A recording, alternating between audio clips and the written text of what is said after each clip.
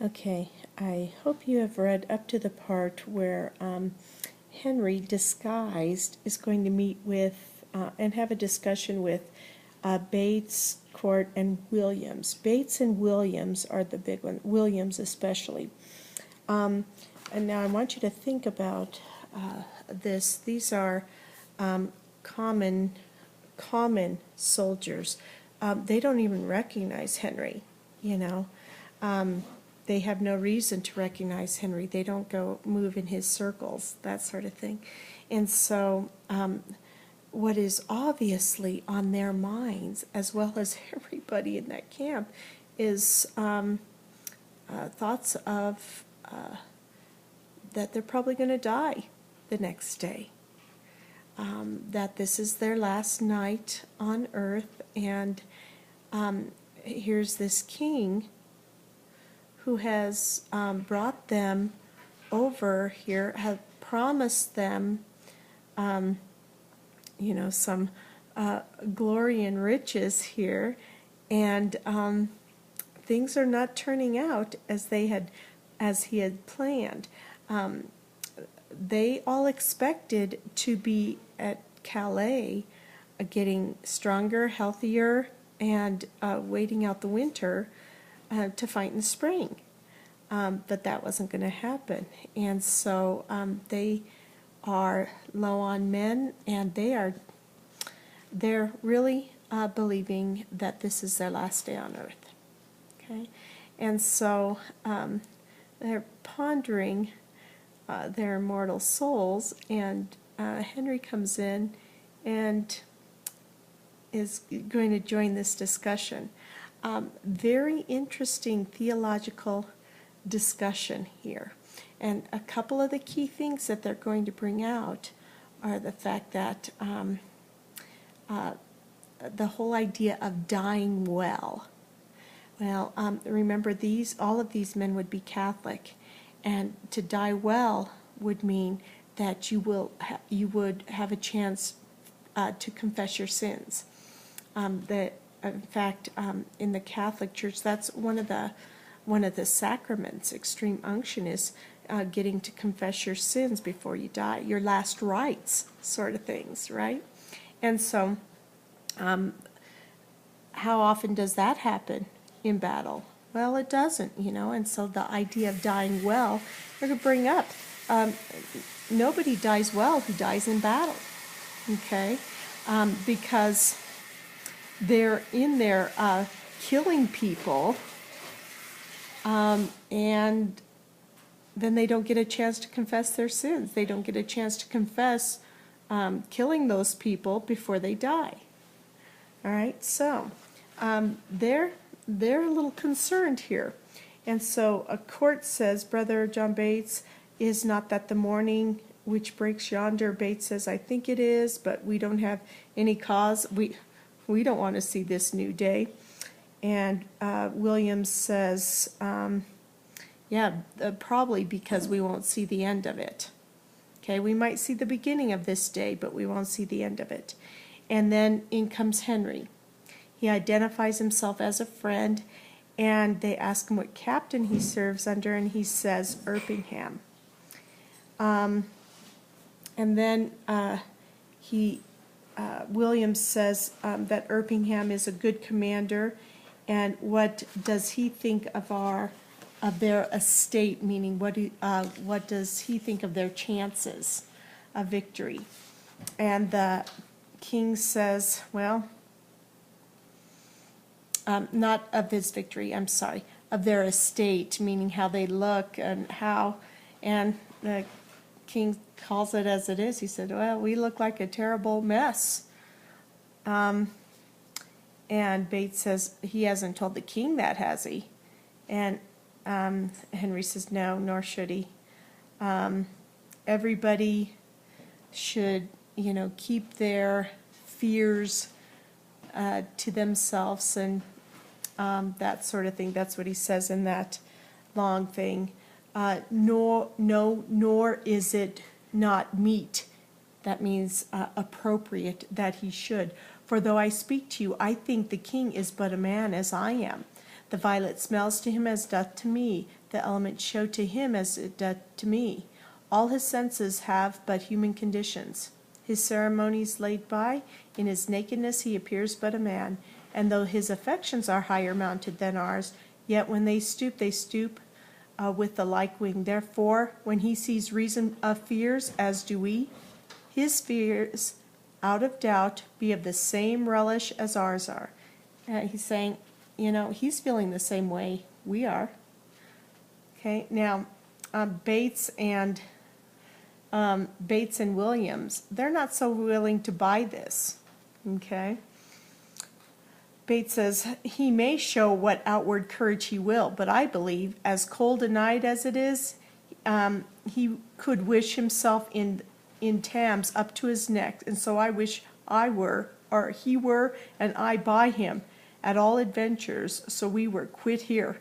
He says, the king may act brave, but I bet you if he had his choice, he'd be back in London in the Thames River, as cold as it is, up to his neck. And he said, and I'd rather be there with him. The king said, no, by my troth, I will speak my conscience of the king. I think he would not wish himself anywhere but where he is. Now, this is kind of a interesting trick he's playing here, and the men don't realize it, but they're kind of talking themselves, it's like saying some things about the king without realizing that he's right there, okay? I think he would not wish himself anywhere but where he is. And then Bates says, then I wish he were here alone. So should he be sure to be ransomed and a many poor man's lives saved. Says he gives out the deepest fear right there. Everybody believes, you know what? He's going to be ransomed, and the rest of us are going to be stuck. Okay, he has a chance to see the end of the day tomorrow. They don't. That's how they're feeling. I dare say you love him not so ill to wish him here alone. Howsoever you speak, this is this to feel other men's minds. Methinks I could not die anywhere so contented as in the king's company, his cause being just and his quarrel honorable. Well, Williams jumps on this. Well, that's more than what we know. Okay. Henry says Henry is reiterating his cause is just, his quarrel honorable. And in Act 1, he really debated that. He was concerned about that. And Williams saying, hey, we don't know about that. Okay. Aye, and more than we should seek after, for we know enough if we know we are the king's subjects. If his cause be wrong, our obedience to the king wipes the crime of it out of us. Okay. Now listen, this is it's kind of interesting because it begs the question, and I think we could put it in modern terms. When war is declared and a person dies in war, is it the person who declared war? Is it their fault? Are they held accountable? All right, that's exactly what they're talking about here. Who's to blame? And this goes even deeper because they're saying if the cause isn't just, then the king is to blame for all the people who died fighting for him. Okay, so William jumps on that. But if the cause be not good, the king himself hath a heavy reckoning to make, when all those legs and arms and heads chopped off in battle shall join together at the latter day and cry all, we died at such a place. Some swearing, some crying for a surgeon, some upon their wives left poor behind them, some upon the debts they owe, some upon their children rawly left. I am afeard there are few die well that die in a battle. Highlight that. For how can they charitably dispose of anything when blood is their argument? Now, if these men do not die well, it will be a black matter for the king that led them to it, who to disobey were against all proportion of subjection. Okay, so he's asking the question. Okay? If a soldier dies in the battle, is it the king's fault?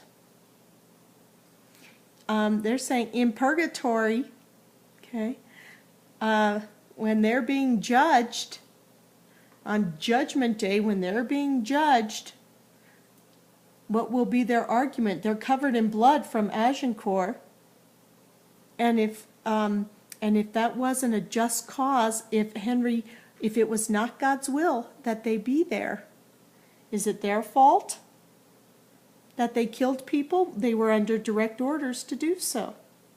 So we get kind of a theological discussion here. And Henry has somewhat of a reply because, he's feeling enough pressure as it is, and he puts a lot of pressure on himself. So he gives three or four examples here.